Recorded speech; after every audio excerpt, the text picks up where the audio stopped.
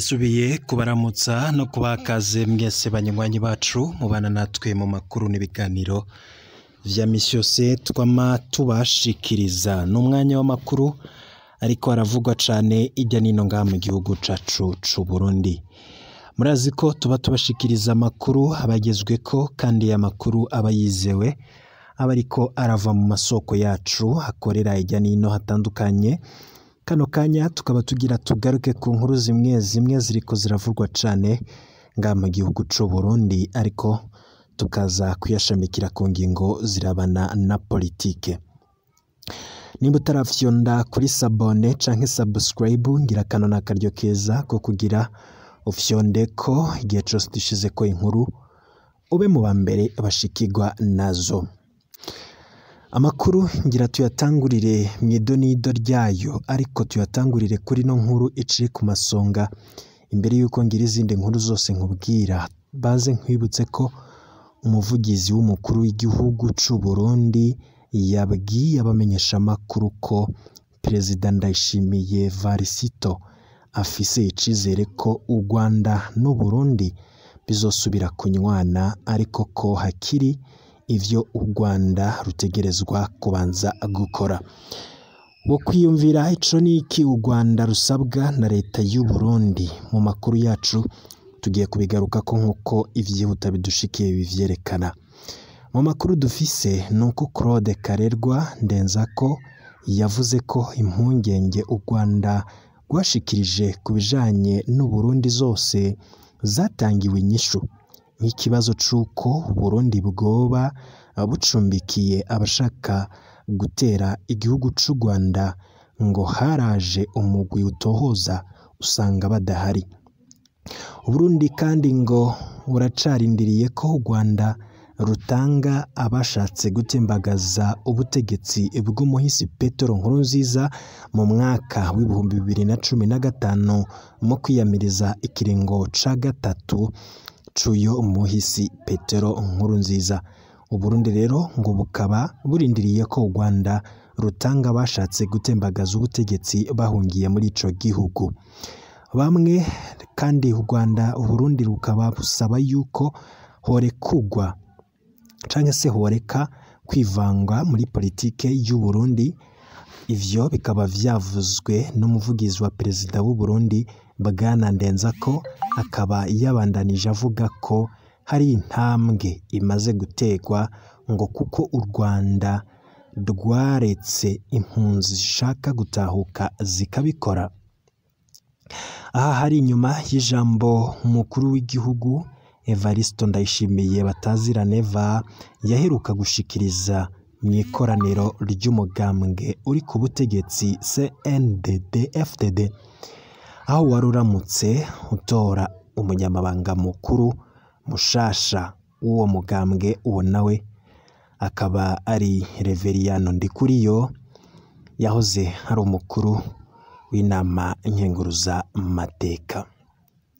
Perezida Ndayishimiye yavuze ko afise icizere cinshi yuko Burundi n'u Rwanda bizosubira kunywana nk'ibihugu vy'ibivukanye. Amakuru kandi atwereka ko inyuma yaho ikiganiro Claude Karerwa yagiranye n'abamenyesha amakuru yavuze ibitandukanye ariko nkaba no kwibutsa yuko imigenderanire y'u Rwanda n'u Burundi yatanguye gutosekara.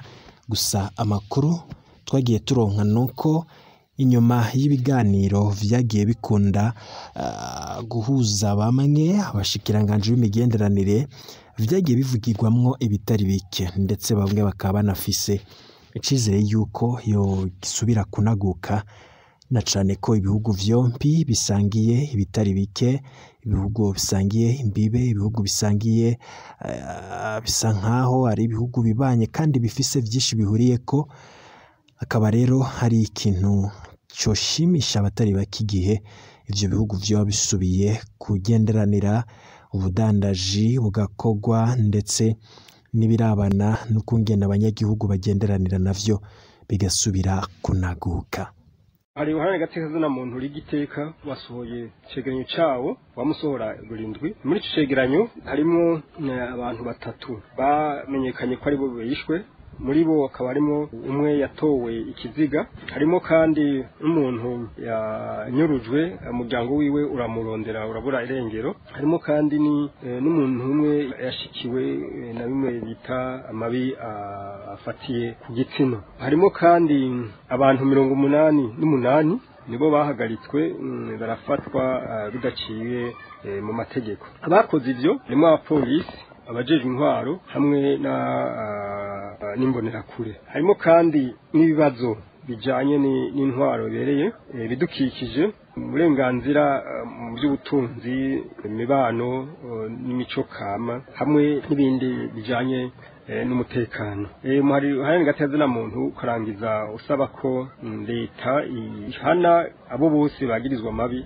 Samson umenye ko iminsi usigaje iharuwe ayo niyo majambo yari ku rwandiko utagira umukono rwasanzwe kwa Samson niyo ngabo umunyagihugu wo ku mutumba Kizuka muri komine n'intara ya Rumonge. Amakuru ava mu muryango wiwe yemeza ko ugo rwandiko rwazanywe n'abantu batashoboye kumenyekana barushira imbere y'inzu yiwe hari mu mpera y'indwi iheze. Mu butumwa bw'ijwi bwahanahanwe imbere gato y'ugo rwandiko bwumvikanamwo umuntu avuga ko bazomugandagura akamwagiriza ko acafuza abarongoye intara mu kuvuga ibitagenda neza. Akarorero gatangwa ni domwa by'urutoke kuba ariko baragurisha igice c'inkengera ya Tanganyika kigugwa n'abanyamahanga. Samson akanagirizwa kuba yarafashije mu gutabariza umwe mu baheruka gukubitwa n'urongoye umugambwe muri komine Rumonge Innocence Abiyumva. Umuryango wiwe bakaba batekewe n'ubwoba ko uwabo ashobora kwicwa bagasaba abarongoye intwaro n'igipolisi k'ubuzima bw'uwabo bwocungerwa kuko atacazira atarugushikiriza ivyumviro vyiwe. Dushimire umushikiranganji w'intwara hagati mu gihugu kuri ico gikorwa ciza cane kandi tunamutera intege. Ico tubivuga ko niki nuko rero ubwo rero ni muri bumwe bita ivyaha bikomeye by'igiturire kugira tuzi igiturire ari ni hano mwibarabara twabisize twavuga tuti ivyo biturire byiza biturire nivyo bikige igihugu. Urabona nkuko no kunyuruza amatungo y'igihugu yumvira ahantu hahora hato miliyoni zitatu mwaka cyatuzi miliyoni 121 nukuva ko miliyoni 118 atawuzi ziba zagiye. Ivyo rero ni kukaranda kabi cyane. Hanyuma kandi kibabaje nuko nakomaze kuba nk'ikintu systeme nukuvuga abantu baja muri rezo bakaja mu mugwi uko amafaranga ndazi agabanganwa n'abantu benshi ntaja mu bintu y'abandi usanga ari amakabuka kayagabangana. Hanyuma ikindi rero nuko yaje mu gihugu cy'u Burundi hari abantu babona yuko ubuzima bwabo kubaho butegeza kubaho umucyo. Hari abantu bamaze gufata yuko ati mukubaho mukugira nubakize mugira ivyo nkora byose ntegeza gukora uko bikaja mu migenzo y'ubuzima bwo kubaho ivyo gitwa mbana ko bigenza habi cyane. Hanyuma rivyaje smile site n'umutawe ko turavuga ari hamwe usanga abantu ukabona abantu bakora muruzi muri merishaje mu makomine nk'ukabona ivyo ariko baratunga bagira gute ntibisiguri n'ivyo rero twatako turavuga. Icyo tubona rero cyo kugwa nuko bitogarukira ngaho nuguca batunganya gushasha nyine amafaranga atozwa bagagwiza n'ibije byose za controle bakamoderniza bagashiramo ubuhinga bwane mu gutoza ayo mafaranga no gushiramo rero miri nayo ikabija nuko naho bikubiraho n'ubushikiranganje kumbura bo muri mirateza nabo kuvyumva bakabijamwo ku buryo uko gukorera ku mugaragaro no bica biba umugenzo. Ikindi ngana cyo tuvuga naho nyene ivyoza biragarukira ngaho toza amahera gusa naho yabatozwa ari menshi mbega wakoreshwa gute ega nico ni kibazo abariko barayakoresha bo bayakoresha gute ntanyuruzwa mu gukoresha utanga amasoko yo kugira ivyo bariko baragura niyo n'iyindi ntambwe ya mbere ni kuyatoza intambwe ya kabiri kuraba ingene ariko arakoreshwa.